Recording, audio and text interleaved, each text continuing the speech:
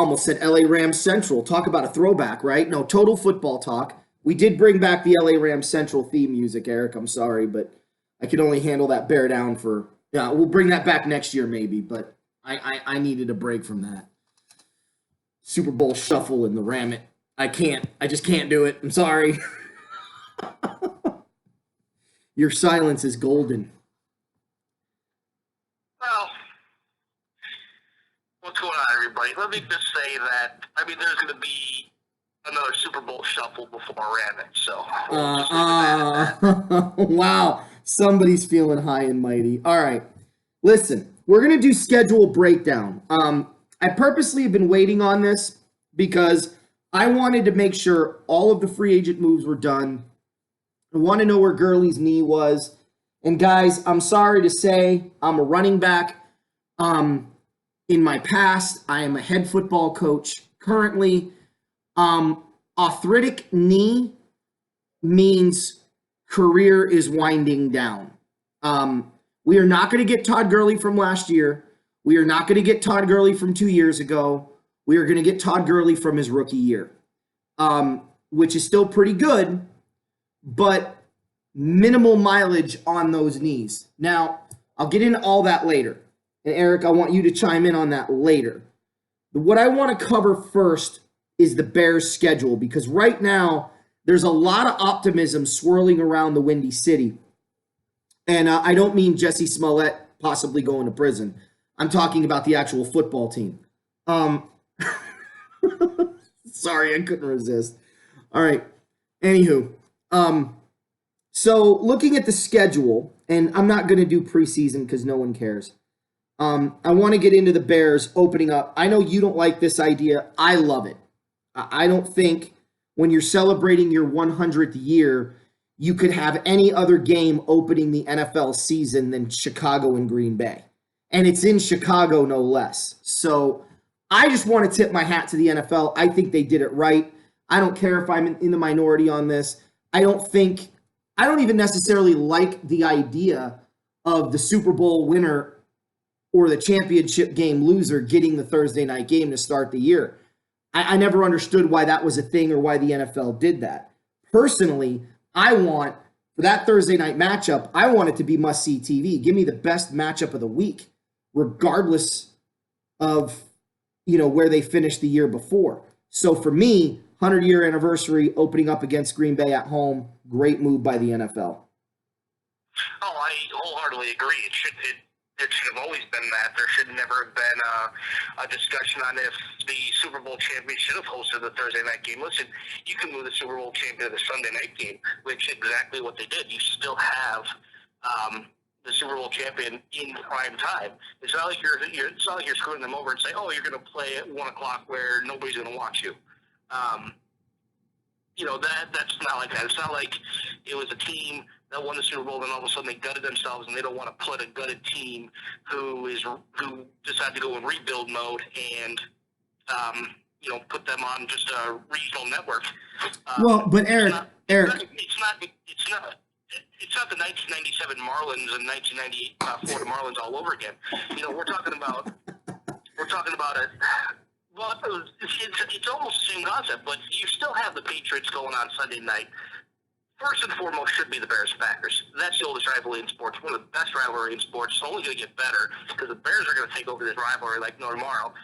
And you might as well just put them on primetime. Yeah.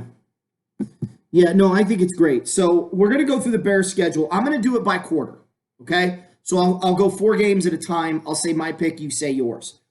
Now, home against Green Bay, I think, is a definite win. At Denver, I like Joe Flacco. I like what the Broncos do. I like their defense. I think it can give the Bears fits. I hate to say this, Eric. I know you're going to disagree with me, but Denver has a true home field advantage. They're a mile high, and I don't mean, drug-wise. I mean altitude as well, right? I think that's going to be a loss, and I think it's going to be a close loss, all right? Then you get Washington on Monday night. You'll utterly destroy the Redskins on Monday night, although I'm looking forward to watching that game. Then you got Minnesota at home, and then you've got the Raiders in London, which I think will be closer than the experts predict. only because of the travel. But I see the Bears going. I said 4 games at a time, so I got them going 3-1 heading into the Raider game to start the next 4. Their only loss being at Denver. Where are you at? Well, all right. I know you want to do this in quarters, and I'm gonna because the bye week is so early in week 6. The Bears have a real chance at going 5-0 in the first 5 weeks of this football season. Okay. Yes, I think they will struggle at Denver. But listen, you are facing 2 new first-year head coaches Yeah. in the NFL in your first 2 weeks. Okay, we all saw what happened when Matt Nagy took over and what happened his first game. Okay, Bears blew a 20-7 lead, or a 17-3 or 17-7 lead or whatever going into the second half. All right, so reverse that. I want to give Matt LaFleur his first loss, and it's only right that it happens on Thursday night. I don't want to tell you what the score is going to be because we're not going to get into that or whatever. But I have a really good feeling of the Bears under head coach Matt Nagy with starting their second year, and Mitch Trubisky only getting better. That there's going to be a little bit of a higher flying offense. Now, do I think it gets grounded in Denver? Absolutely. Okay, Denver is the only place that I could see where they could lose, only because it's early in the season. It is mile high, the elevation, and the Bears don't particularly perform well in Denver. The other 3 games, I'm not too concerned about. Yeah. Yes, I do see a close game against the Raiders, only because, again, with the travel, Right.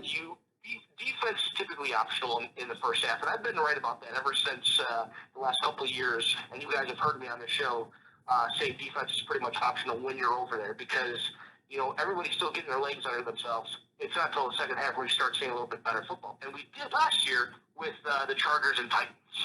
Yeah. So you got them going 5-0 or 4-1? Because I got them going 4-1. I'll be conservative. I'm going to go 4-1 in the first 5 weeks. Okay, so we agree on that so far. Okay. Now, they get their bye week, and then they come back, and their next 3 games are 2 home games against New Orleans and the Chargers, no easy task, and then at Philadelphia. Now, I'm going to say this straight up right now. I don't think the Saints are getting back to the NFC Championship game this year. I really don't. I think the Saints will get back to the playoffs, probably as a wild card. I won't be surprised if they get upended by Carolina. I know, shocker, considering how much I hate Carolina. But the reality is, I just think that the Saints losing Ingram and their offense, looking at the championship game again, because I had to record it, the Saints, the reason the Rams are so successful against New Orleans in the second half is New Orleans has a very predictable offense. Once you shut down an element of it, and Dallas exposed this late in the year, once you shut an element of it down, they become really, really beatable. And in Chicago on October 20th, where the weather's going to start to turn, I don't like New Orleans' chances. It's going to be a good game, but I could see Chicago winning by 27-14 type of situation. The Chargers, I think they'll handle. I think their days are over. Seeing Phillip Rivers in the divisional playoff game again, I'm sorry. He's done. Stick a fork in him. They made a huge mistake not finding his replacement in this draft.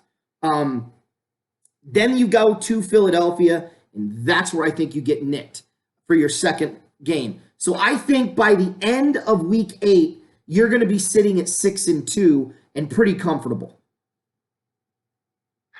Yeah, that Saints game. Happy birthday to me, by the way. I'd love to be at that game. The Chargers game to me is a very interesting game, and I'll tell you why. Because it's the first noon Chicago start for the first time all season. Wow. Okay? Yeah, they get the Raiders.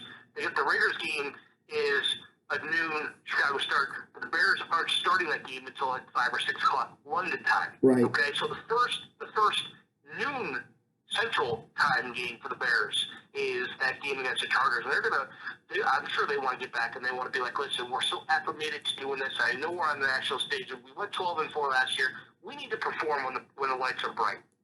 But the Chargers coming in, listen, they had a tough schedule last year. And I'm sorry, I don't buy the whole they should have drafted Phillip Rivers backup or heir apparent or whatever. They might have got a good quarterback in whatever round they got it. Who knows? You never know with these quarterbacks these days anymore. So Phillip Rivers is still going to sling it, man. He's still going to sling it. He's still going to rely on Melvin Gordon. I just think them going to the Bears is only a help for the Bears. I do like in those 3 games the Bears go 2-1. I think they do handle the Saints.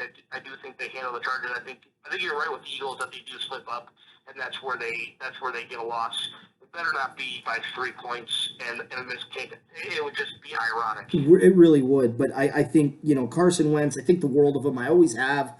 Him and Goff, I still believe to this day. I know. And that's my only concern with Carson. But I got to tell you, all things being considered equal, Eric, I think these are the best 1 and 2, first overall, second overall picks probably ever in NFL history, at least recent history. I'd have to go back through the archives and really see, if there was a better one. But in modern day speaking, maybe 83 is it. I'd have to go back and see who was drafted 1 and 2 there, but I'm really high on this kid, and if he can stay healthy, I think he's so dynamic, and he's going to be forced to throw out of the pocket this year because he's not going to be able to run as much. Now, things get a little hairy the next 4 weeks, and I know for you're going to disagree with me here. I think this is where we're going to start to slip up. Detroit is a game that scares me if I'm a Bears fan because this Detroit defense, this Detroit head coach, I'm starting to really like him as far as how he's delivering his message and how the Lions are playing defensively. It scares me in the sense that I think the Bear fans like you are going to go in going, it's Detroit, we're going to win by 30. And I think you're going to escape with like a 3 or 4 point win. One of those situations maybe where Detroit scores a couple touchdowns late and makes it really close and unnerving, and then Chicago recovers an onside or whatever. But I see the Bears winning that game at home, and I'm not necessarily even going to say that it's going to be a situation where they have to score at the end to win it. It may be they have to hold off Matthew Stafford at the end to win it. And I think Bear fans would prefer their defense being the reason they win or lose a football game at the end of a game. And I think they will. I think they'll pick off Matthew Stafford, or he'll score a touchdown and they'll need the onside but won't be able to get it, and that'll be the game. Then they go to the Rams. And maybe they're overlooking Detroit for the Ram game, but that game's in LA. Now, I'm going to give you some fun facts here, Eric, okay? You got to bear with me here for a minute. Since no pun intended. That's right? Listen, since I was born in 1979, Chicago has never beaten the Rams twice in a row. The LA Rams, let me preface this. They have not beaten the LA Rams 2 years in a row when they've had a playoff caliber team on the field. Now, obviously, you can go back and look. I think it was 91 and 92. They spanked the Rams, but the Rams were garbage on a poop stick. I got nothing. I just threw a bunch of random words together and made a statement. They were garbage in the early 90s. I'm not counting that. If you look at whenever the Rams have been good, right? They've been very difficult for the Bears to beat. Now, I may have to go back and check one thing. I've got my book. Let me look, because now I'm starting to doubt myself. Because I do remember we lost in 79 inexplicably. And then we lost to you guys in 82. I don't know if we played you in 80 or 81. So let me look. I've got it right here. So 70, yeah, we beat you in 81, then lost you in 82. And then 89 and 90, you beat us. But 90, we were 3 and 13, if you really want to count that. Actually, we were 5 and 11.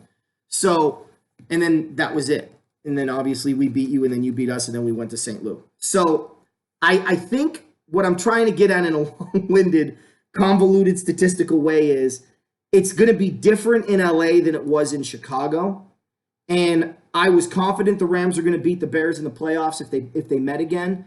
And I'm confident that the Rams are going to get this one at home, mainly because as we go through the Rams schedule, you guys will understand. I think the Rams are going to need this game more than the Bears, who at that point are going to be sitting at 7-2, and the Rams won't be. So it's going to be kind of a must-win for the Rams. So I got the Rams pulling that one out, and then I got Chicago beating the Giants. The next week in Chicago, noon start again. And then Thanksgiving for the second year in a row, they go to Detroit.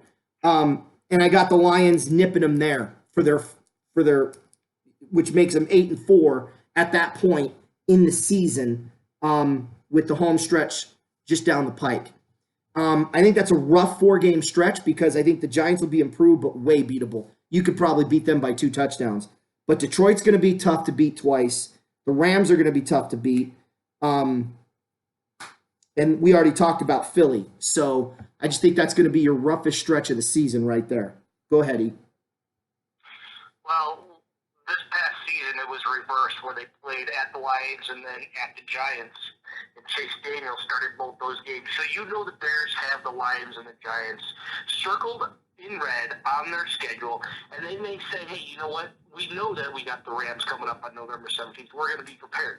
But we're not going to let the Lions jump in on us. And we're going to be up for our division game because we got the Lions twice in 4 weeks. Yeah. And once on prime time on Thanksgiving. Matthew Stafford missed the game against the Lions on Thanksgiving. I know injuries play a key role in all football teams, and who plays and who succeeds and who fails, who gets a high draft pick, blah, blah, blah, blah, blah. And the same holds true with the Bears.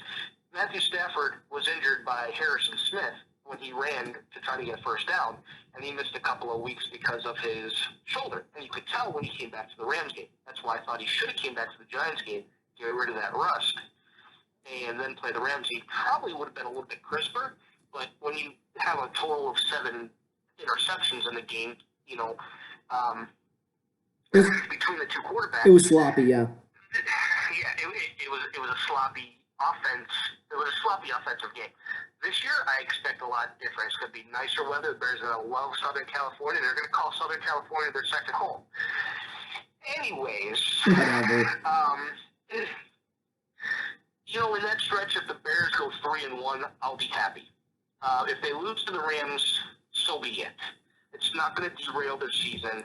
I think that after this stretch of 4 games, it's where the Bears' schedule becomes a lot more tougher.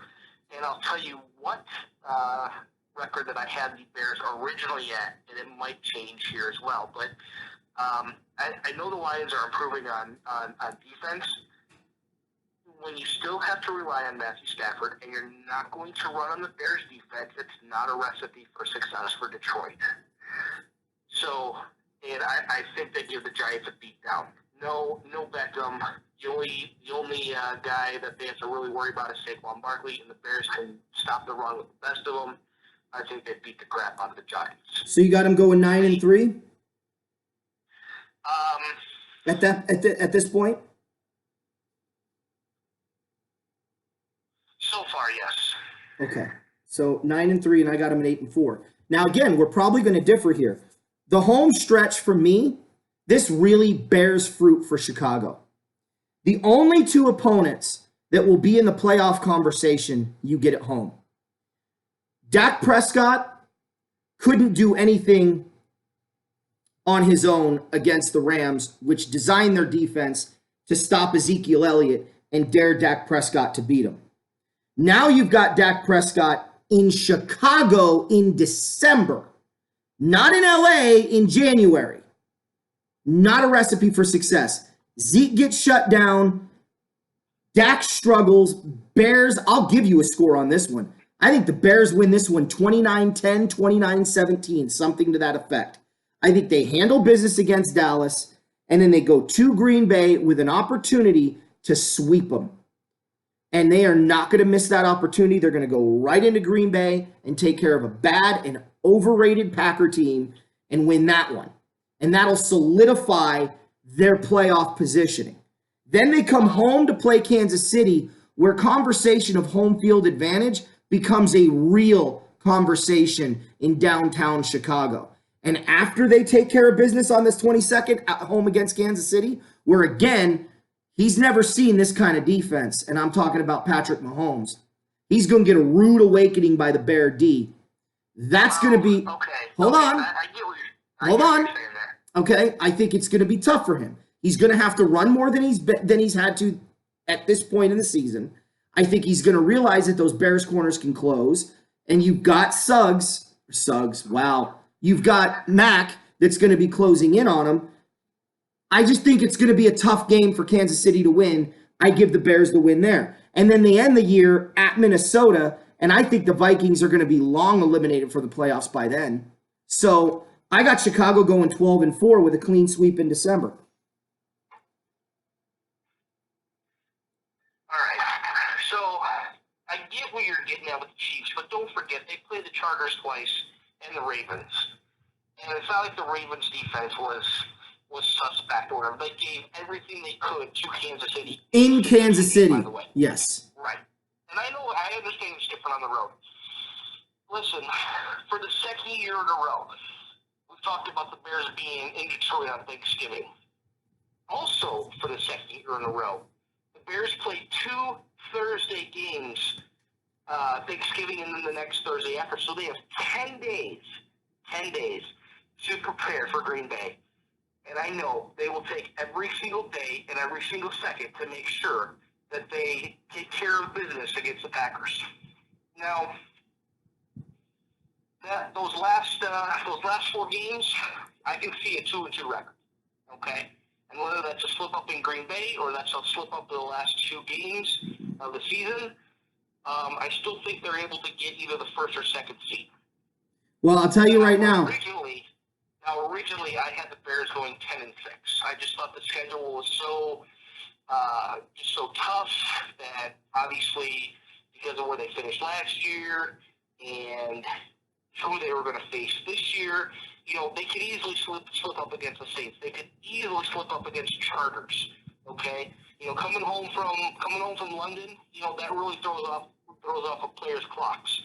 So, they could always come out really exaggerated on, or lackadaisical on the 20th of October against the Saints and get blown out of the water in front of their own home crowd. It could happen. But I think with the coaching staff that the Bears have, they won't let them. Pagano won't let them. Nagy won't let them. Helfrich, whatever say he has, won't let them. Okay? Ryan Pace, he'll go into the locker room and throw his weight around and say, this isn't going to happen. This is Bears football. There's a new breed in town. We're an offensive team now that still relies on its defense. But we have an offense, which is great. So, yeah, I can see the Bears going 2-2. 12-4 is generous. I see maybe more of 11-5. I can still see 10-6. Again, everything depends on injuries. But what I'm hoping for this year is that the Bears can go to Minnesota, play a quarter with their starters, get their starters some reps, because if they already have a bye week rolled up, I still want them to be semi into the game and not have 2 full weeks off. Like, get some game action, get out of there, and go home healthy. Yeah. But I am looking forward to that Chiefs game just to see how well that Bears defense holds up to the Chiefs offense. And I think the Chiefs defense will be a lot better than it was last year. But I also think that, that Chiefs offense depends on, will they have Tyreek Hill or not? I mean, that offense is completely different if they have Hill. If they don't have Hill, there's one guy to cover, and that's Kelsey. Yeah. I know you're at 12-4. I'm going to stay around the 10-6, 11-5 mark. Well, then you're not going to be a 1 or 2 seed. Just know that. No. 11-5, yeah, you could still be the 2 seed. Not if you lose to the Rams, and that's my question. If you're going into that last 3 weeks of the season and the Rams are rolling, with only, let's say, 4 losses, and you're sitting there at 4 losses, you think the Bears are going to have a slip up?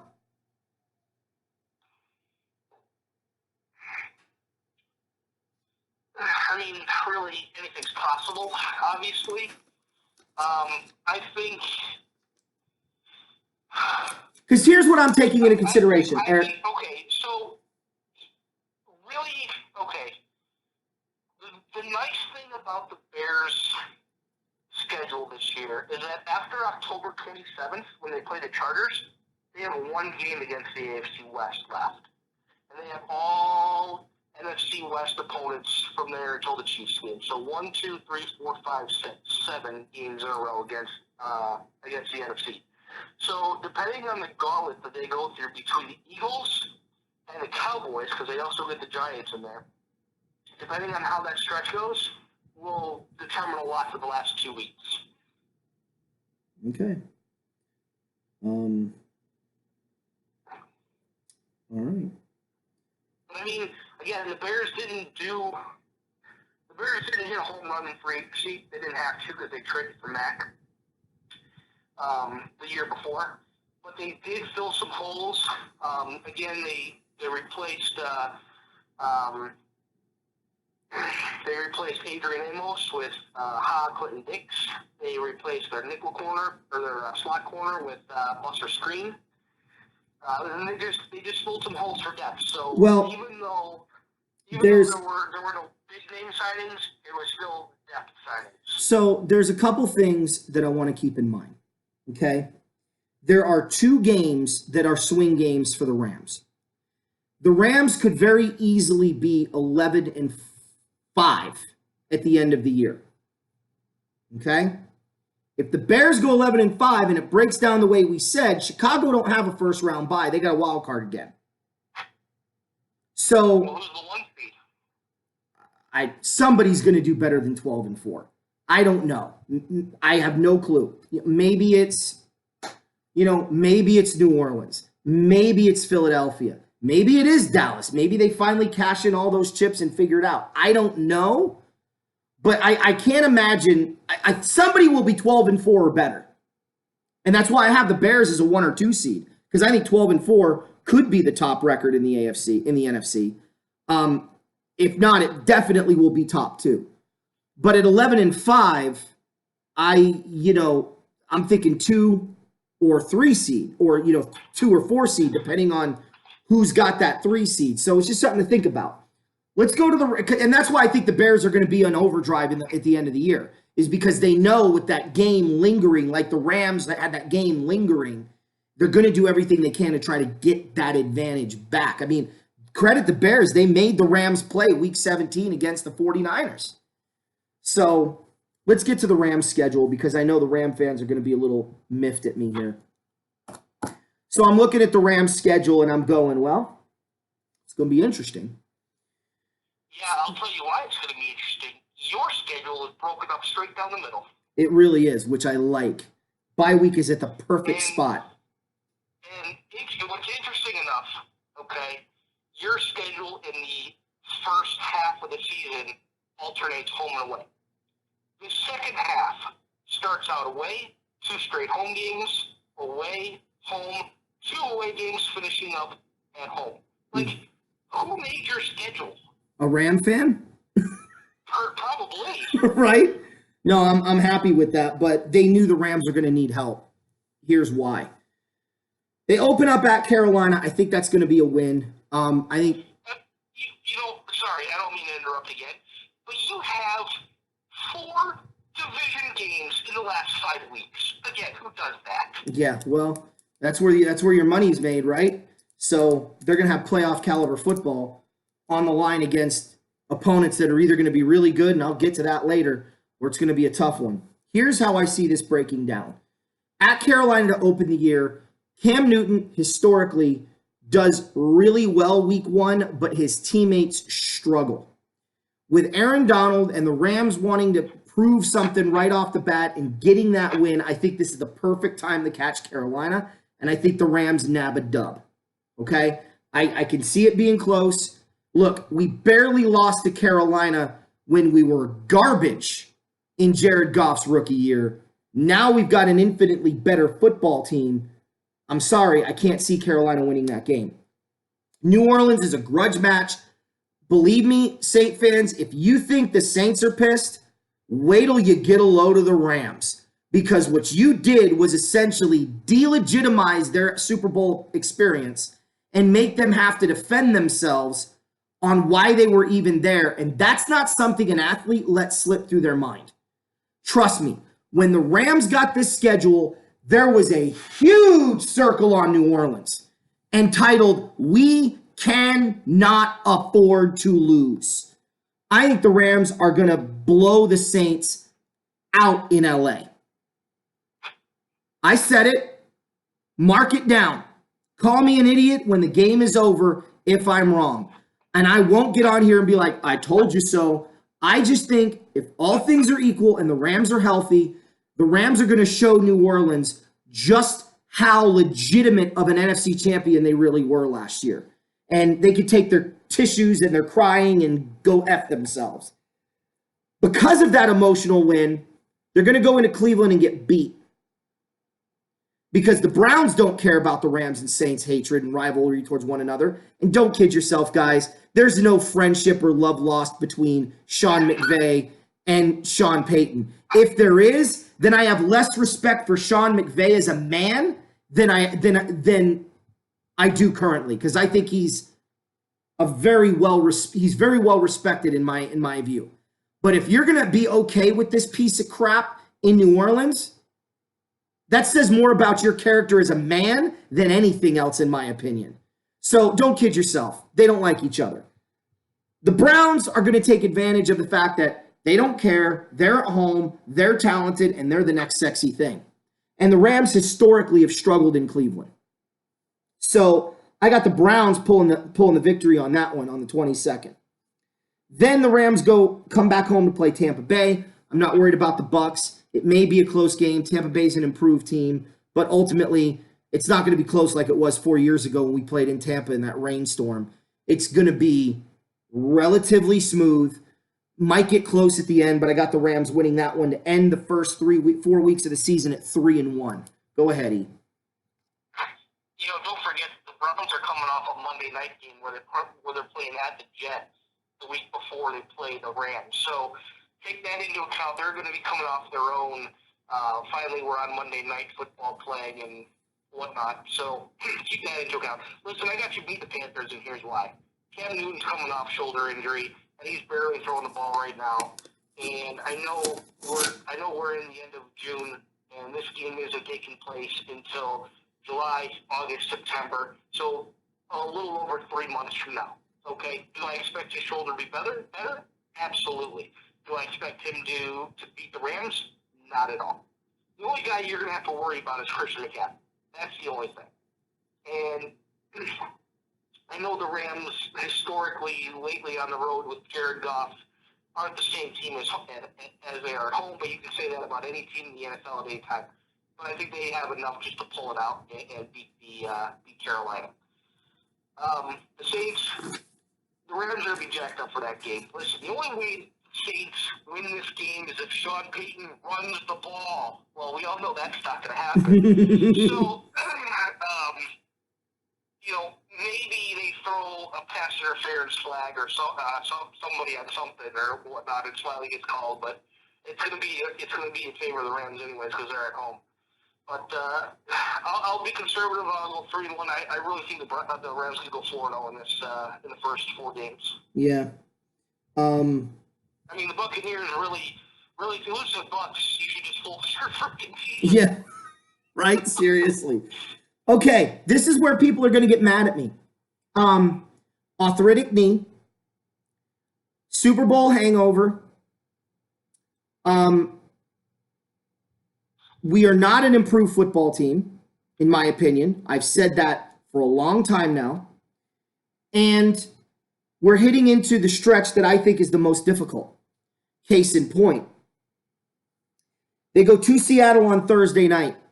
I think the Seahawks beat the Rams. Remember, last year, it took a 4th down attempt to go for it to hold off the Seattle Seahawks from having another shot at winning the game at the end. I don't think it's going to... It was a great call. But I don't see that situation unfolding again. I think the Rams are going to have to make a push up field to win the game, and it's going to be more than a field goal. And I just don't think that the Rams personally have the weapons on defense to hold down Seattle, as weak as the Seahawks are at home in that noise. And with the Rams offensive line, that's why they lose the game. Maybe Jared Goff gets sacked on 3rd down with time's expiring and they're inside the 15-yard line. Maybe he gets hurried and throws a pick and it's returned for a touchdown, and a 3-point game is a 10-point loss. Take your pick. We didn't address the offensive line. This will hurt you, and it hurts them here on Thursday night. Then they have San Francisco at home. Look, the Niners are going to be a better football team. The Rams are going to be pissed about the loss. I think they're going to come out and they're going to be like, just hell to the no, and they're going to take care of business against San Francisco. A close game, but I think the Rams pull the win out. But then, ladies and gentlemen, we go to Atlanta, where I think we're going to get smoked because our defense can't keep up with that offense, and our offensive line will have no answer for the Falcons' pass rush. And then we get a home game in London against what I think is one of the most improved football teams in the NFL in the Cincinnati Bengals. And I got the Bengals opening up a whole can of whoop ass on the Rams. And I'm talking 26-13, 30-13, take your pick. Cincinnati gets the dub, and the Rams get into the bye week limping at 4-4 with a 1-3 basically October. Be prepared for it. You talk about the Rams O-line. I want to know, who is Russell Wilson throwing the ball to? You know? It ain't Doug Baldwin. DK Metcalf is a rookie. Paul Richardson. Some other no-name wide receiver. You got to have somebody throw the ball to. Russell Wilson can't throw it up and catch it himself. You beat the Seahawks. Aaron Donald throws his weight against that Seahawks offensive line.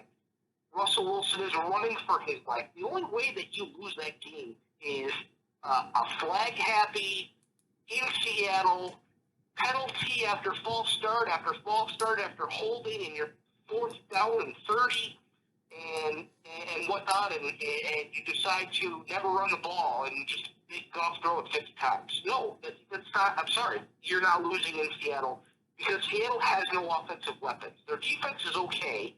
They have no offensive weapons. Eric, let me just give you a little heads up. The Los Angeles Rams, back when they were the St. Louis Rams, they made Nate Burleson a superstar. They made Doug Baldwin a superstar. Doesn't matter. When he went to Seattle, he tore the Rams apart.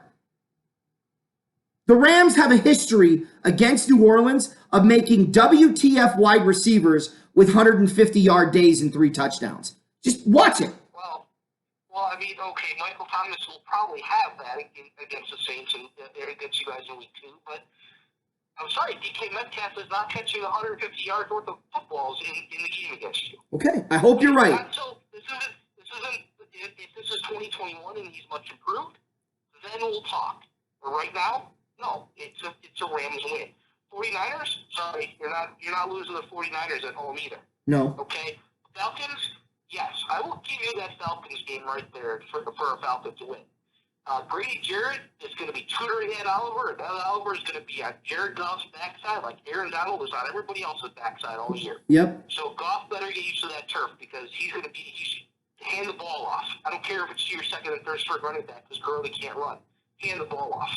Okay? You can run on the Falcons defense. You can pass on the Falcons defense. They are at home. And Matt Ryan is going to have a very, very healthy Julio Jones. And your boy Calvin Ridley, who you so admire, I do. Especially when you draft him again on your fantasy team this year. I will. But the nice thing, again, okay, so yes, you're going to lose to the Falcons. The nice thing is, though, you don't even have to fly home. You can fly straight to London right after that. Yep. And then you face the Falcons. Bengals. You face the Bengals. Yep. And the Bengals head coach is a former Rams coach, Zach Taylor, I believe it is. Mm-hmm. And sorry, but first-year head coach not going to beat the old Rams team in a different continent. I'm sorry, I don't see Andy Dalton tearing up the Rams and whatnot unless he throws it up 75 times to AJ Green and AJ Green comes down with 74 catches. Not going to happen. I don't like the Bengals team this year. I don't like. I honestly think the Bengals come in last place in the AFC North. That's how bad I think they're going to be. How many yards did the Rams give up rushing the ball last year? To who? To everyone. The last 2 years, the Rams have been an open sieve against a good running team. Right? They shut it down in the playoffs. To be honest with you, last year, I really don't think that they prepared well for the run, because I thought Sue and Donald could just come in and be like, we're going to stop the run, and they never did. With Sue gone, I think that opens up a world of possibilities for a Rams rush defense. I really do. Well, because they were a lot better 2 years ago without Sue. Bring in Sue, and they had a worse rushing defense. I wouldn't go that far. We were pretty awful in 2018 against the run.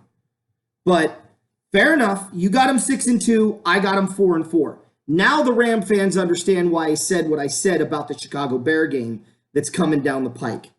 After the bye week, I think the Rams do some real soul searching at 4-4. They start to really believe this Super Bowl hangover, and they're going to make a conscious decision, not our team. I think they're going to look at their schedule, and the one thing I will say about the Rams is they play up to their competition. They have done that under McVay from the drop of the hat. And they're going to look at their division and they're going to go, we are either barely in first, tied for first, or in second place right now in our division. This is unacceptable. The Rams flipped the switch over the bye week. At Pittsburgh, they're going to handle business against the Steelers. Pittsburgh doesn't have anybody to throw to, with the exception of Juju Smith-Schuster. The running game, which would have killed the Rams the week before if they had played them in London, I would have picked Pittsburgh here too. But because of their bye week and the Rams have a chance to recover, I think the Rams come out and go, no, we're an improved football team. I think the Steelers finish last in that division this year. My humble opinion. I got Pittsburgh losing to the Rams, and then I got the Rams beating Chicago at home. Then I've got Baltimore on Monday night, the week of Thanksgiving. I got the Rams beating Baltimore at home because, I'm sorry, but Jackson barely can throw the forward pass. And every time he gets hit, he fumbles 1 every 3 times he's hit. So I think the Rams are going to have a ton of opportunities to put that game away. And then they go to Arizona to wrap up this 4-week stretch. I got the Rams winning all 4 games, and all of a sudden they're sitting at 8-4, and people are going, oh, maybe things are turning around. And again, that Chicago game is crucial because the Rams are only 5-4 going into that game. I think the Rams need it more than Chicago, and they're home. I got the Rams winning that game, and that's going to really give them momentum down the stretch for the next 2 games. Like I said, I got them 8-4 at this 30-quarter point after a very unnerving 8-4 or 4-4 start to their first half of their season. Go. All right. Well, what if I contradicted myself and said you'd be 5-5 after that game? I got to add some humor to the show. Right.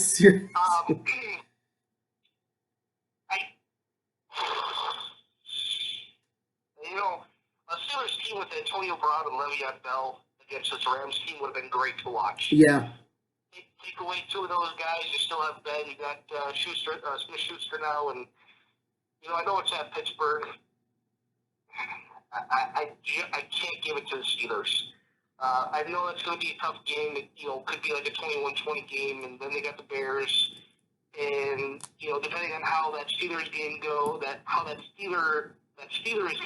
how that goes, that could be swing either way for the Bears. But I already said the Bears are going to lose that game. So I like that you have the Ravens at home, and then you see Kyler Murray in Week 13 for the first time. Like, you don't even get to tee off on him, in the first couple of weeks of the season. I think he'll be a little bit more improved than he will the first half of the season. He'll still be semi-exciting to watch, but I think the Rams usually take care of business in Arizona. So I will agree with you on the 4-0 right after the bye week. So you got him at 10-2. I got him at 8-4. The last 4 games of the season, this is where it gets hairy. I think the Rams go into Dallas, and I think they lose.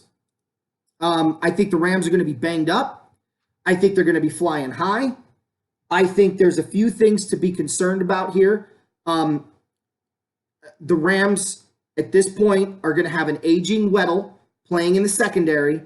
Dak Prescott already tore us up when we had a better secondary last year than we had this year. Then you've got to take into consideration that that's going to open up the running game. The Rams still have that offensive line problem. They're not going to be mowing the lawn like they did in the playoffs against Dallas. I think Dallas beats the Rams here and knocks them down to 8-5. Where it gets really scary is Let me rephrase that. They beat Seattle at home because I don't think the Seahawks are good enough to beat the Rams twice. The Rams at home are going to be a different team. They'll win that. They'll be 9-4. Then they go to Dallas. I got them losing to Dallas. That's 9-5. And then the 49ers in San Francisco. I think the Niners are going to be an improved football team. They very well could be fighting for a wild card spot. Not necessarily the division title at this point, although maybe. I got the Rams losing again, this time to San Francisco. Now they're 9-6, and they have the Cardinals at home. Perfect medicine for that game. Look, I got the Rams going 10-6. They very easily could beat the 49ers in San Francisco and be 11-5. I want to make that abundantly clear right now. Okay? I got the Rams. I'm going to go with my gut, and I'm going to say that the Rams are 10-6. Maybe they stumble against one of these teams that we picked. Maybe they do stumble against San Francisco and it goes exactly the way I think it does. They could easily be 11-5, but I got the Rams going 10-6. It'd be interesting to watch the Cowboys flip the script and run for 275 yards on the Rams defense in that game. Right? Because you could see it happening, especially in Dallas. Oh, yeah. It's not LA. So I'm really curious. I'll be really curious to see how the 49ers are playing. I'm going to give you the edge in that game and have you go 3-1. Congratulations, you're going 13-3. Now I know you said you have them at 10-6. Listen, you have 3 swing games on your schedule, okay? And that is the Saints, that is the Bears, and actually, technically, it's also the Cowboys. But you have 2 of those 3 at home. So congratulations on a 13-3 record. Well, and with a patched up old line. Yeah. Well, let me tell you how that. And I won't be surprised if you guys swing a trade in the preseason or before the trade deadline to get an old lineman with a future draft pick. Well, that may be the move that we make at the trade deadline when we realize at 4-4, holy friggin' crap sandwich, we really did underestimate our offensive line's abilities. Look, I think Noteboom is going to be fine. Smith is going to be fine. Havenstein is not okay. Blythe is decent. You're not going to win a Super Bowl with good,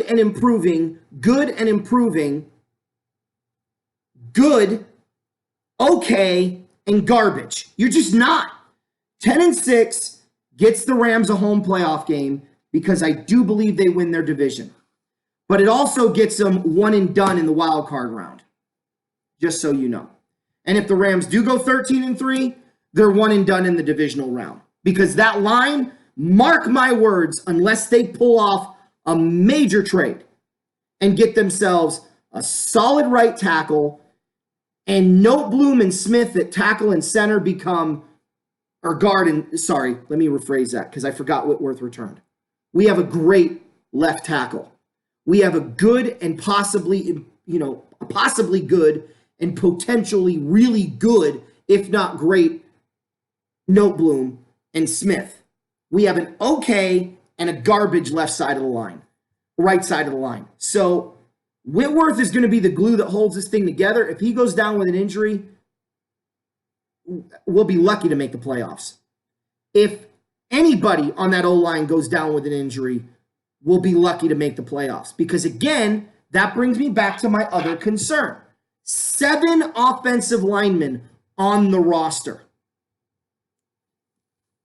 I don't have to say anymore. Guys, no, you don't, but don't forget, after training camp, there's a lot of cuts that happen. Maybe somebody cuts an offensive lineman in the Rams' pouch. They'll have to, but, they had an opportunity to get really good linemen in this draft. Guys that could have made an immediate impact. They had an opportunity to get really good linemen 3 years ago. The Chargers stole our draft picks. They had an opportunity to get a really good old lineman last year in the draft. They didn't do it. Now we're sitting here going, okay, these chickens have come home to roost. So I hope the Ram fans aren't too mad at me. Maybe I'm being overly cautious, tampering my enthusiasm. If the Rams go 13-3, I'm going to be ecstatic. only that we have a first round bye, but I'm going to be chewing my fingers to the bone come kickoff for the playoff game, because I know what that O-line looks like. And if the Rams can win a playoff game and go to the championship for a second year in a row, at that point, we're playing with house money. A loss. Nobody ever said you were going to get that far. Well, I'm just saying, if the Rams do, we're playing with house money, and anything's a bonus. Do I think the Rams will stay in this rut? No, I think this is going to be a learning year for the Rams front office and the Rams brass, and they're going to realize, we kind of underestimated the offensive line a little bit too much. We kind of put too much of an emphasis on these skill players and not enough emphasis on the O-line. We're going to change our focus, and that's when the Ram dynasty becomes a dynasty in 2020, which I believe we will be the next dynasty. There's no question in my mind that the Rams are going to dominate the 20s. Now, much like the Packers did 100 years ago. Now that brings me to the current dynasty. So I read an article, Eric, that said, people hate the Patriots because they win. And I thought this was such a disingenuous read from the beginning. Let me ask you this question. Are people really this stupid on why people hate the Patriots? Yes. Are the people in the media this dumb? Like, I guess I shouldn't be surprised. I mean, I shouldn't be surprised watching politics and seeing how people are. Let me tell you guys, and Eric, you could chime in here, at any point. But let me tell you why people hate the New England Patriots. It has nothing to do with them winning, and I'll prove it. The Chicago Bulls, I'm a Pistons fan. Don't hate me. In this order, Pistons, Suns, Lakers, and Celtics. I know it doesn't make sense. My basketball teams are all mixed up. Don't hate me for it. But I didn't hate the Chicago Bulls in the 1990s. I marveled at them. I enjoyed watching them. I didn't hate the 49ers in the 1980s. I rooted for them in Super Bowl 23 and 24 because they were representing the NFC, and Joe Montana and that organization was class all the way. Okay? I didn't hate the Dallas Cowboys in the 90s. I didn't like a lot of their players. I thought they were kind of egotistical jackwagons and got the benefit of a lot of calls, but I didn't hate the Dallas Cowboys. I hated the San Antonio Spurs for the same reason I hate the New England Patriots. They cheated. We know that the Spurs cheated, maybe unwillingly, okay? But Delaney and the officials have already come out and said, yeah, we bet on the San Antonio Spurs to win the series against the Suns, and we were going to make sure that that happened. And they did. And he also did that for the Lakers, too. So right. Let's not pretend that it was just the Spurs. No, but the Spurs did benefit from it significantly more in the sense that dynasty was kept alive. Yes, you could make the same argument for the Lakers, okay? And the Lakers, a lot of people hate the Lakers for the same reason. I'm not one of them because I'm a Laker fan, but I understand why people hate the Lakers. And I'm not sitting here trying to say, oh, they only hated the Lakers because they won. No, they hate the Lakers for a good reason. And you could throw the Lakers in this equation. Okay, I'm not exempting them from anything. The New England Patriots got their head coach through dirty, underhanded means. Okay? They tampered with the Jets, or they tampered with Belichick while he was with the New York Jets. And a lot of people don't know this, and you can look it up. Belichick doesn't even deny it. He saw the chaos in New York, and he told the Patriots, if you fire Pete Carroll, I'll come. After New England had contacted him and said, hey, you used to be here, you're a Parcells disciple, we would like you to be in New England, would you be willing to come to New England? Then he contacted the Patriots later. That's tampering. So the very beginning of the organization's takeoff stems from corruption. Now, you could sit there and go, well, it doesn't matter, that was two people's agreement. No, it does matter.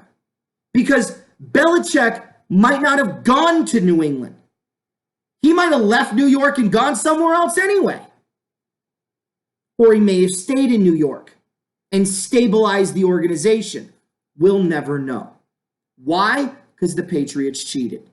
Then they can't even win a Super Bowl legitimately.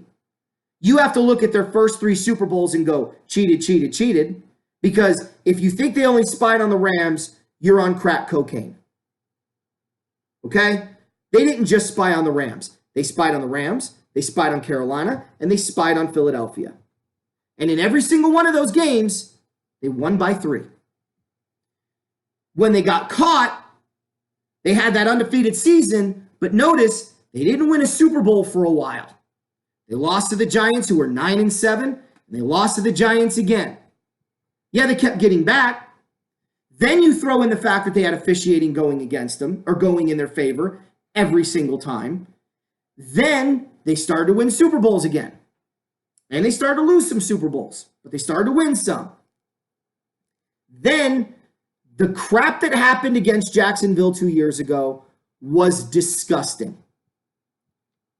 You have several Jacksonville players that have come out and said that the officials at halftime told their head coach, you're not going to win. This has been made public. People poo-poo this off as conspiracy theory, but when you got an official patting Tom Brady on the rear end after the victory, when you've got the official celebrating the touchdown with one of the Patriot players in the third quarter, you can call it a conspiracy theory, but this starts to mount. Coupled with Deflategate, sure, a deflated ball doesn't make a big difference. Unless the game's close. You want to know how David Tyree caught that football? I bet you it was one of the Patriots' deflated balls. That's the other thing I want to say, too. If you really believe that those deflated balls, that the Patriots' ball is only the Patriots' ball, and when the Giants are playing or the other team's playing, it's only their ball, you're really dumb. I'm sorry, but you obviously have never played football or coached football. Those balls get mixed up all the friggin' time. And some coaches will stop a game and say, hey, that's not our ball. We want to use our ball. Other coaches are like, hey, their quarterback will come over and say, coach, their ball is really nice. Let's not swap out. So it's a part of football. I'm not even going to put the whole Deflategate thing as a problem, but it does explain David Tyree's catch, just FYI. I'm calling that one like I see it. But you have all of these factors. Then you've got the absolute ridiculousness of the media, where the Patriots get every benefit of the doubt from those on the NFL Network, on Fox, on CBS. We have to see them week in and week out, regardless of who they're playing. All of that is why people hate the New England Patriots. If they were just winning, none of this would be an issue. So I want to make sure people understand why the Patriots are loathed. Then you've got such an unlikable person in Tom Brady and such an unlikable person in Bill Belichick, who doesn't do them any favors with their lack of charisma, and it's not their job to. They could give a flying fart if you like them. They're winning football games. I get it. But for you are in the entertainment business, and fans do look at that. And that's why they don't like them. Now, I think if that's the reason why a fan doesn't like a team, they're not really a football fan. But goodness gracious, the officials, they get the benefit of the doubt. They get every friggin' game on TV. They get, officials cheating for them. They get the whole cheating prior. And then you have Tom Brady and Bill Belichick's personality. Yeah, it's surprising anybody likes the Patriots. And I'm getting more and more convinced that the only people that like the Patriots live in Boston, or they're just the a-holes of society that no one likes because they like to root for the team everyone hates just to be difficult. That's the Patriot fan base. But I digress. You take it away. Well, they also feel like they're entitled. Listen, you're right. It is different if they're just winning football games, but it's the matter of how they've won football games and what stories have come out because of them. I didn't know about the officials telling the Jaguars coaches that you're not winning the game. Maybe that's why they were so pumped up for regular season game the following year when they beat the snot out of them. But, right? I mean, regular season, postseason is a little bit different when you beat somebody. But, I mean, honestly, I said this last year. I'll say it this year. The dynasty is going to end. I don't want to say soon, because it probably will end soon. But every time I say soon, it looks like it's not going to. But it will. And all good things come to an end. All good things for Patriots fans, that is. Look, one other thing I want to say, Eric, is this dynasty's already ending. Anybody that saw last year's Super Bowl and still thinks the Patriots are the best team in pro football, I get it. They won the Super Bowl. You know what? So did the 9-7 Giants. Does anybody believe they were the best team in football? For one day, they were. For one day. And that's where I'll give New England. For one day, they were the best team in football. But by and large, I expect New England to run through that division for another year. Oh yeah. And get another bye week, whether it's home field or the 2 seed. And I expect New England to win a playoff game. They're going to be there. How, I don't know. They're having trouble filling a void that Gronk left. Not that he was at the top of his game when he left. But I don't know. We'll see what happens. I mean, you never know. Buffalo, Miami, and the Jets all team up together and beat the Patriots. New England hosts a playoff game. I don't doubt that. Unfortunately for Patriot fans this year, they're hosting the AFC wildcard game. And I'll leave it at that. Well, if they choke, great. So yeah, they'll win a playoff game. And maybe they'll muster up enough ability to beat an inexperienced team in the divisional round. So they could still theoretically be there in the end, but New England's track record as a wild card entry, not so good. No. So I do agree with you that it's the end of a dynasty. Do you remember what the other thing was that we were going to talk about? No, we talked about it. We talked like a week ago about. No, before we started the show, I said we were going to talk about one other thing if there was time. Now I can't remember.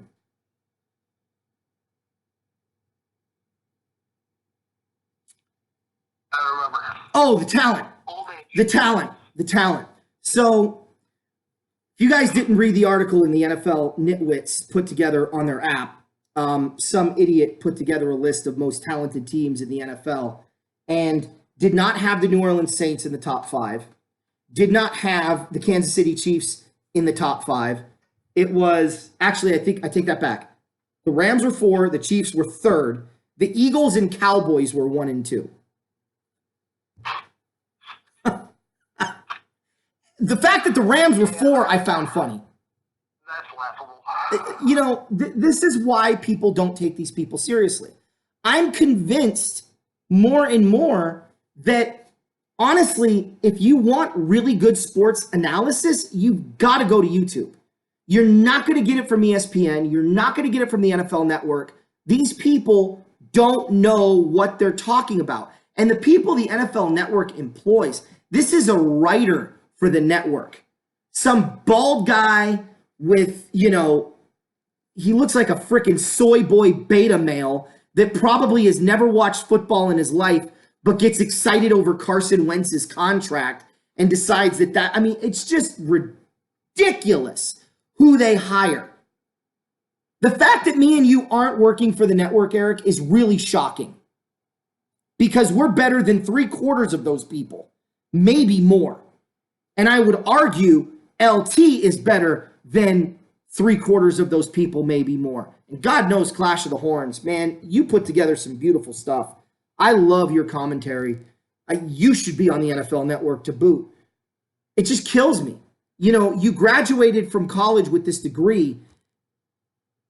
Did they hand that degree out with like chocolate Hershey kisses and used condoms? Like, what the hell?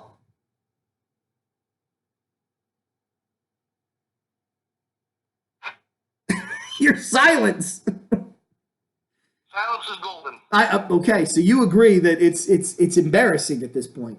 It's like being a Well, team. I mean, if you even have the Cowboys in your top five, your brain needs to be examined while you are alive. Right?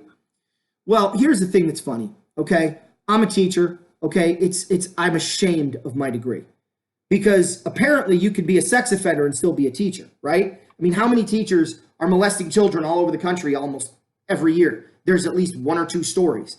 And the funny thing is, it's not even male dominated anymore. It's like, oh, there were 4 stories of teachers having sex with children. 2 of them were women, 2 of them were men. Shocker. And then you've got your degree, where apparently anyone can graduate as long as they can utter the sentence, I am a person.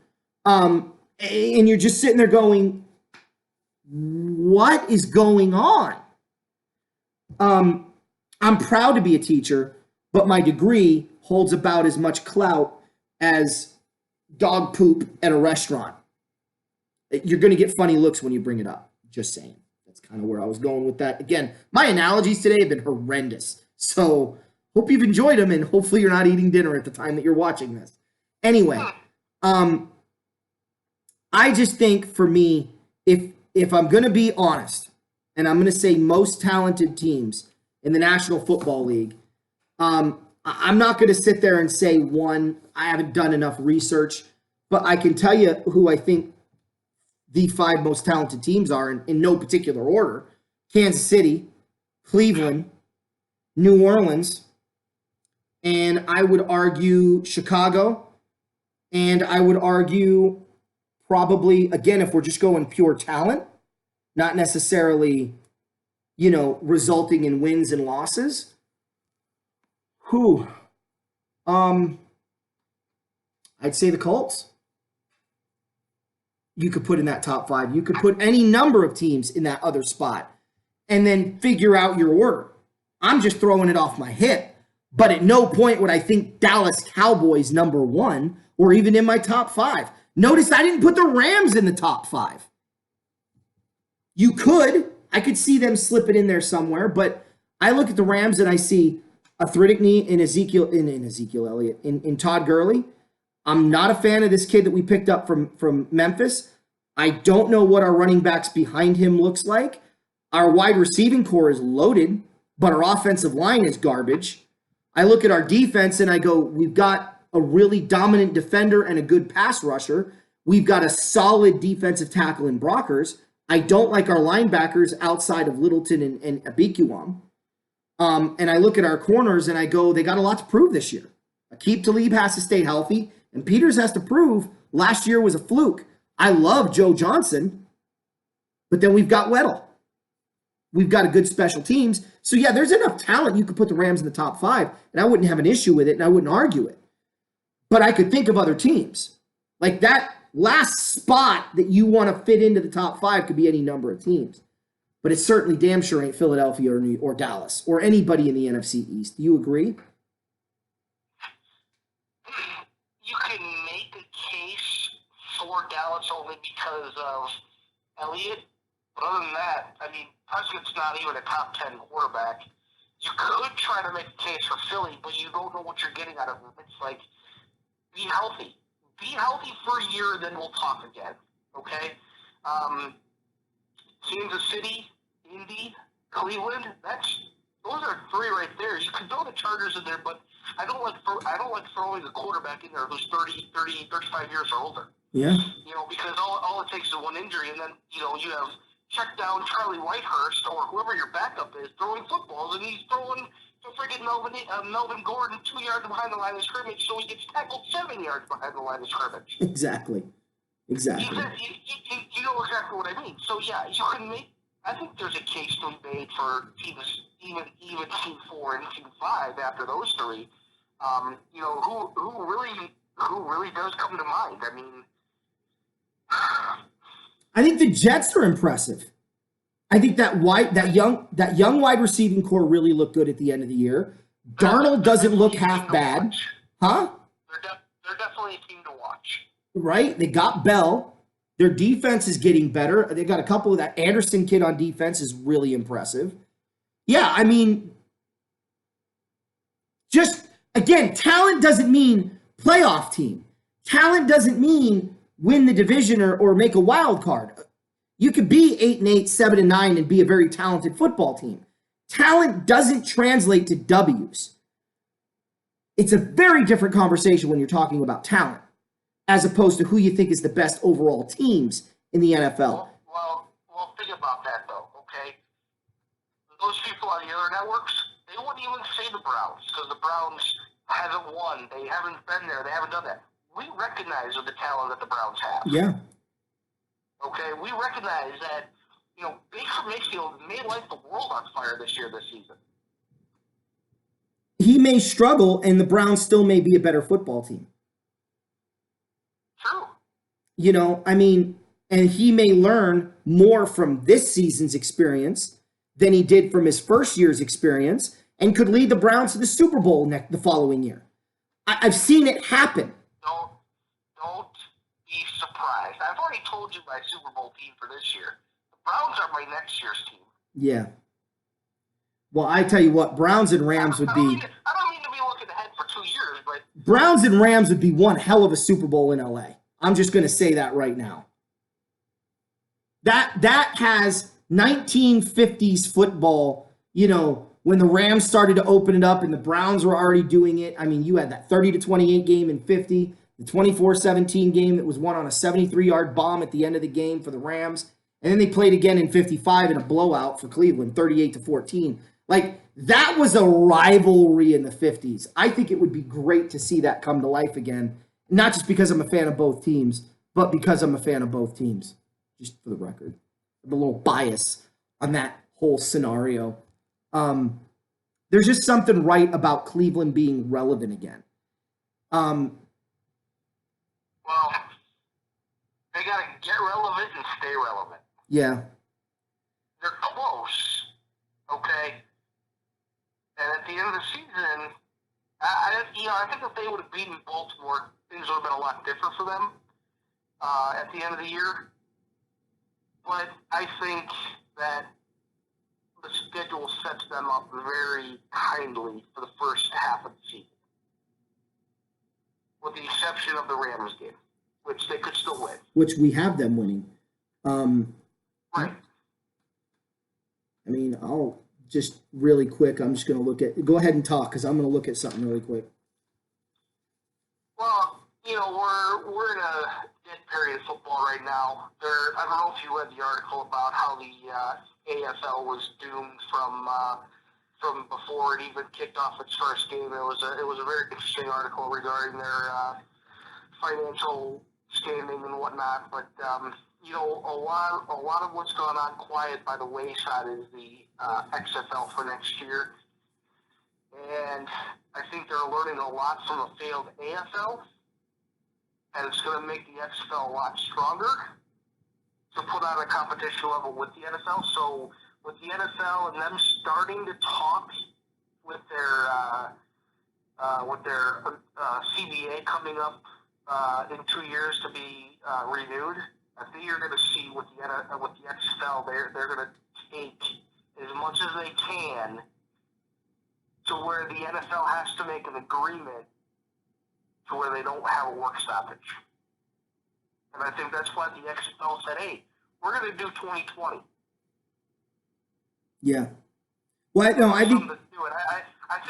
I think whoever caves for the NFL deal for the new CBA, I think it's going to be a bad deal overall, to be honest with you. It was already a bad deal before, but I think it's going to be worse. I'm gonna make a bold statement here, okay? I think the NFL is sick with terminal cancer. And until they either go through a bold procedure and take some experimental medication, the NFL is going to die. And I'll tell you why I say that. Okay? Let me tell you what the cure is. You get rid of Roger Goodell, you stand up against the SJWs, and you promote men. This is a sport that men watched because of its brutality, because of its beauty and because of its athleticism. And if the XFL does half of that, they're gonna take off. The NFL has to embrace its masculine roots. It has to get rid of Roger Goodell, and it has to start targeting its main demographic again in men. And lastly, and this is the most important, okay, they need to change their message. And here's what you need to do, NFL. You need to come out and go, people like wrestling. Does anybody believe those wrestlers aren't on steroids? Our athletes are on steroids, and we believe steroid use has caused a lot of our problems with injuries. Clearly, that's a proven fact, right? Guy's on steroids and he's going for a jog and he tears his tricep, right? Not his knee, his tricep. Odd what the frig injuries happen all the time. The NFL needs to get out in front of their steroid usage problem, acknowledge it, make an effort to correct it through a really harsh drug program. And then they need to really start looking at who they go after and open their doors to those Division II schools, to those Division III schools. Walter Payton would not be in the National Football League today, Eric. I'm telling you. Neither would Jerry Rice. Neither would Jerry Rice. They wouldn't have looked at those universities. However, if that's the case, why is Carson Wentz in the league? Carson Wentz is in the league because he's a freak of nature. Because the quarterbacks before and after him were 10 times better. They didn't even get sniffs. Right. Right. Look, if you don't believe me that the NFL has a messaging issue and that they're targeting the wrong people, I will say it again. Tim Tebow should be in this league.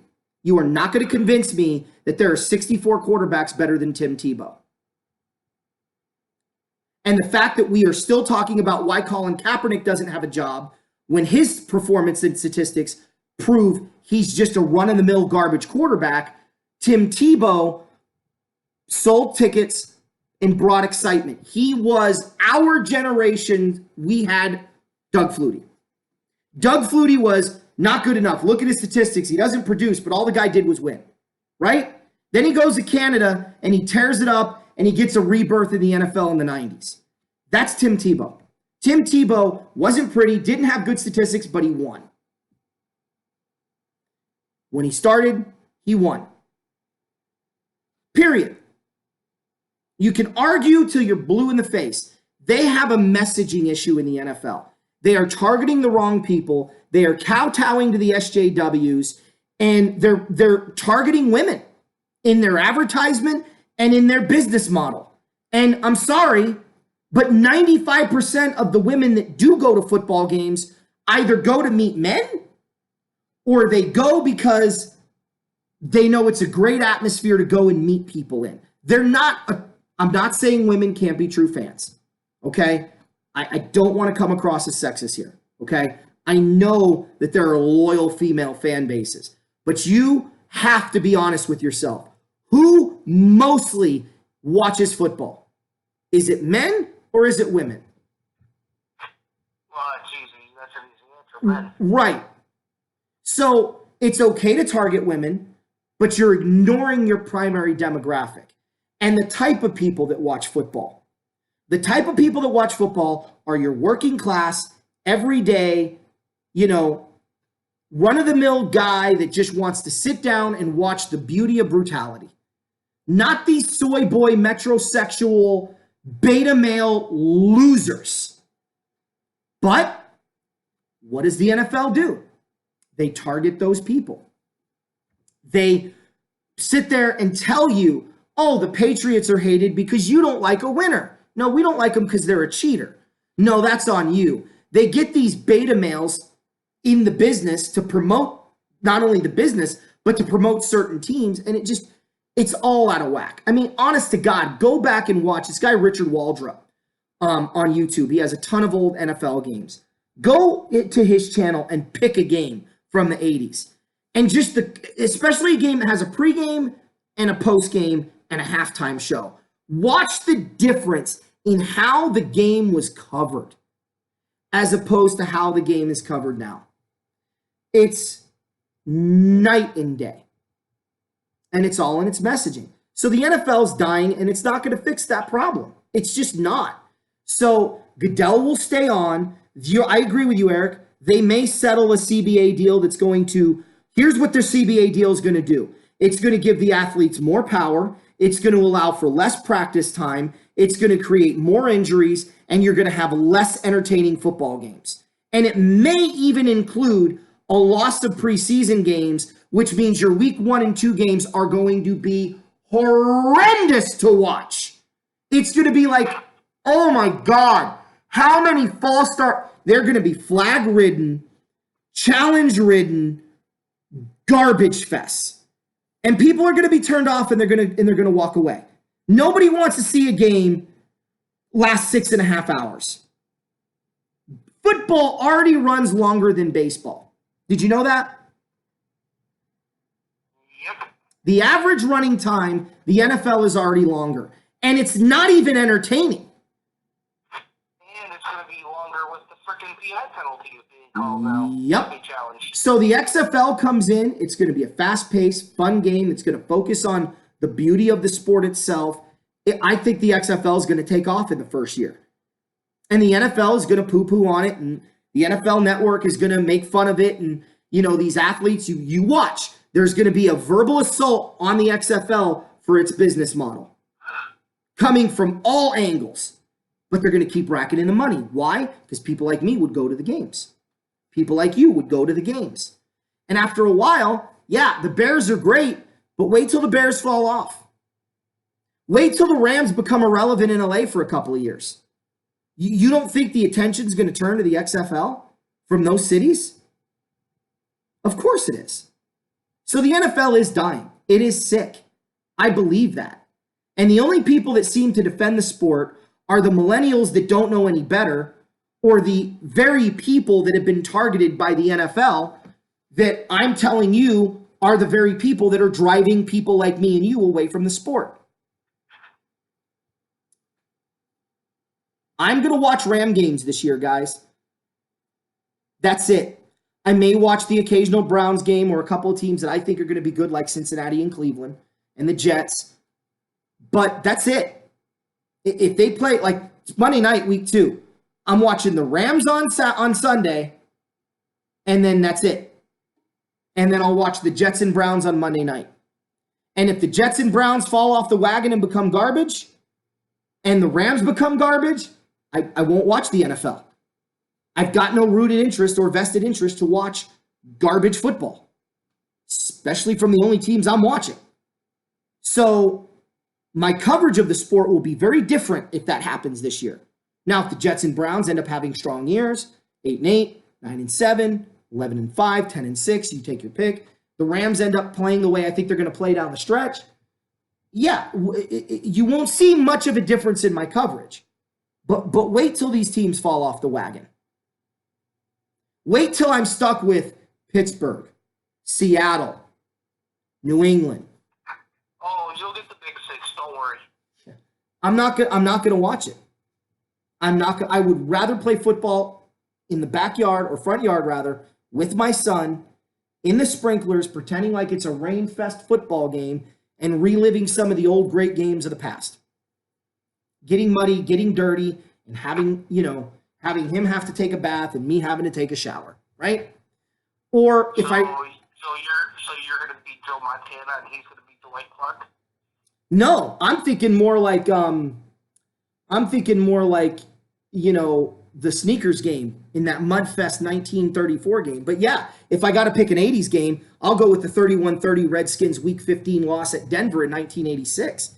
That game had a torrential downpour. It was muddy all over the place. Elway looked phenomenal. The Redskins offense somehow managed to make a little bit of a comeback, but at the end of the day, they lost by a point.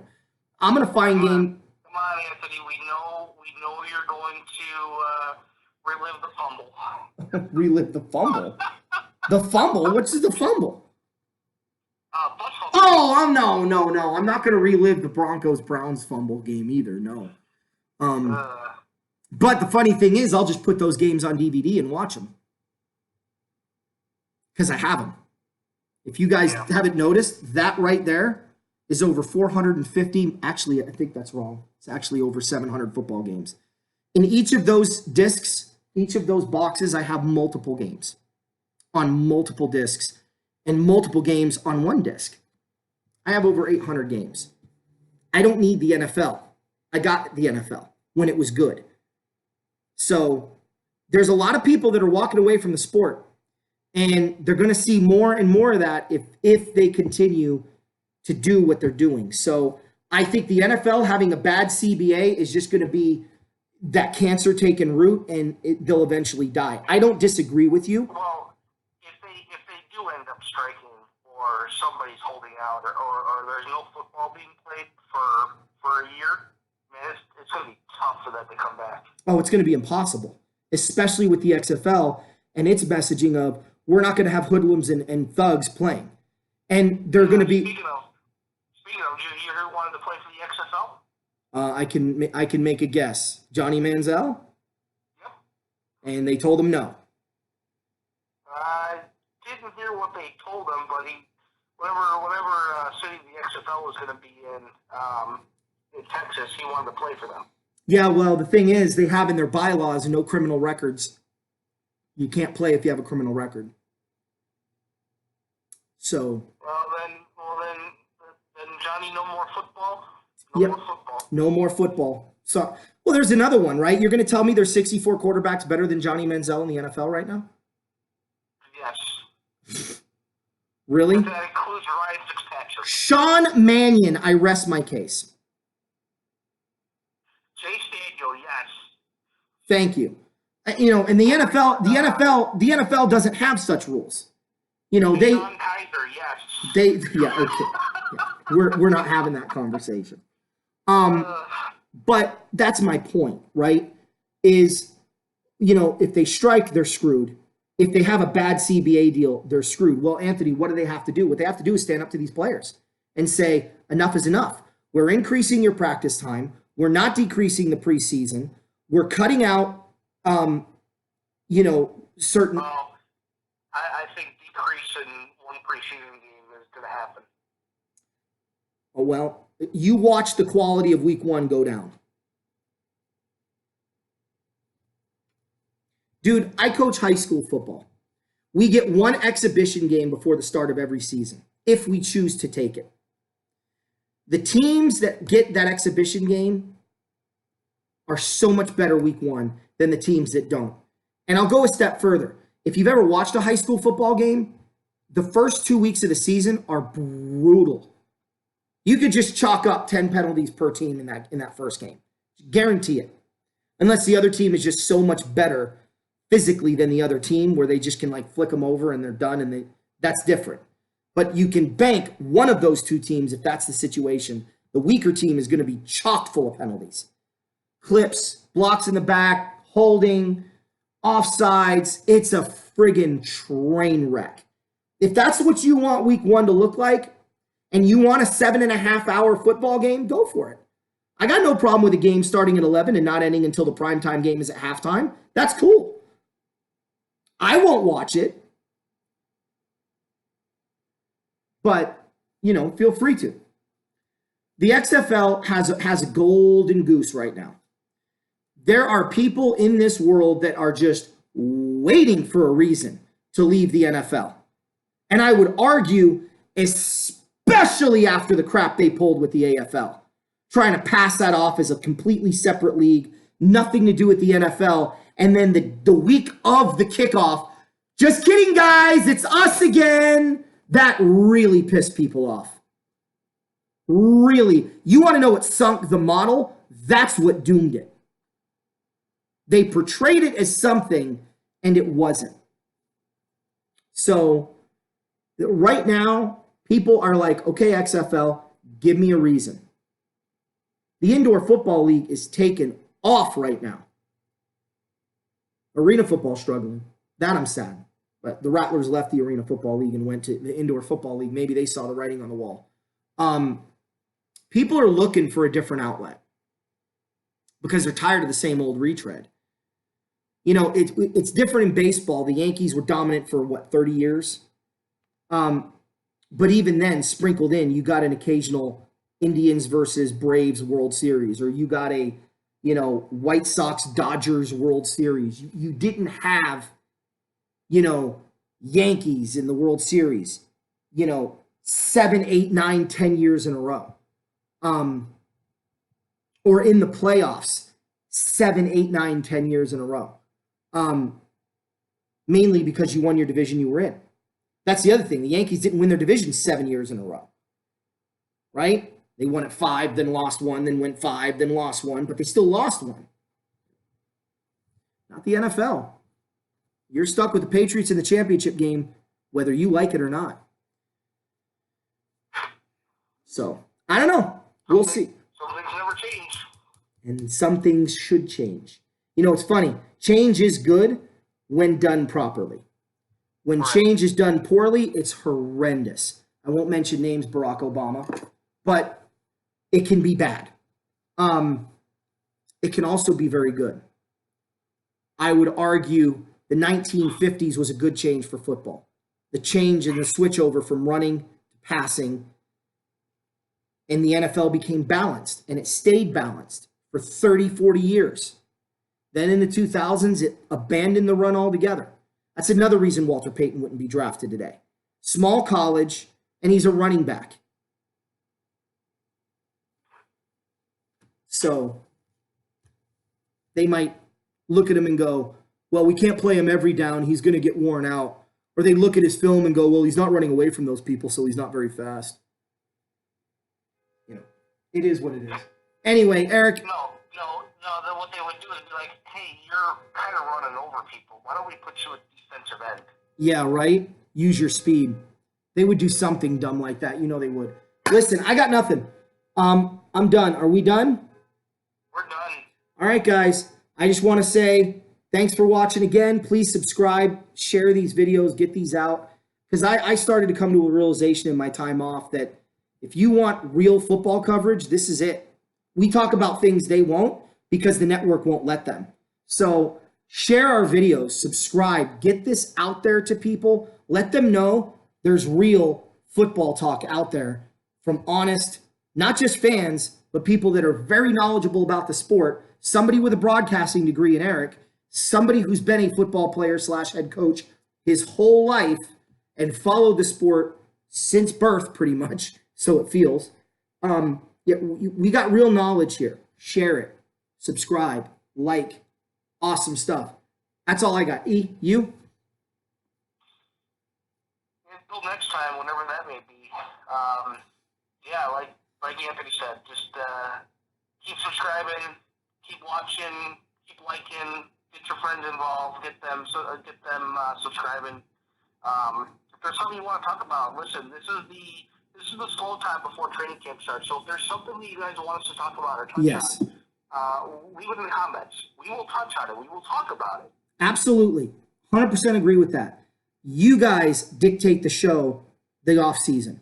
What do you want us to talk about? Do you want us to continue to talk about the NFL's illness and what we think the future looks like? Do you want to talk about the Cleveland Browns? Do you want us to talk about the Jets? Why do we think they're good? You think we're crazy? We need to elaborate. Whatever the case may be, run the show, guys. You are our audience. We will do what you want, especially during the slow time. So leave it in the comments section. In the meantime, go Rams! Go Bears! Horns up! Bear down. See you next time.